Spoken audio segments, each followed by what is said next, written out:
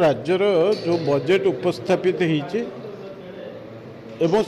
को विभाग रे केते टंकार व्यवहार होती ये गणमाध्यम जरिया आपण मान जरिया लोकों पाखक वार्ता देवाई आज आम जिलार जगतसिंहपुर जिलार ये बीजेपी रो ये बजेट उपस्थापन करने आज कार्यक्रम थी। बजेट से माने जतिक व्यवहार करते गला वर्ष पर्यंत 2,30,000 कोटी टंकार व्यवहार करते आम एथरक 2,65,000 कोटी टंका व्यवहार करिछु।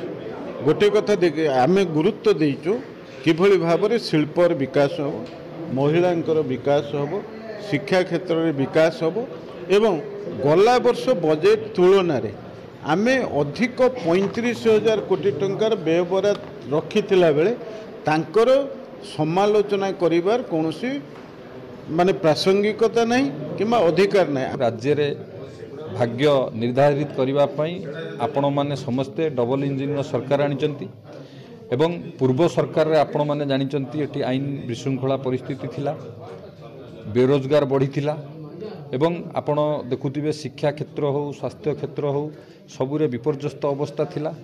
वर्तमान आम सरकार आमर प्रिय प्रधानमंत्री नरेंद्र मोदी जी नेतृत्व में सबका साथ, सबका विकास, सबका प्रयास और सबका विश्वास रे विश्वास करुथिबा सरकार सबु वर्गर लोक मानकर विकास पाई एवं एक विकसित ओडिशा गठन करिवा लक्ष्य नहीं ये बजेट प्रस्तुत करा जायछि। ये बजेट 2,65,000 कोटी टंकार बजेट है जो बजेट पूर्व बजेट ठारू 15% अधिक।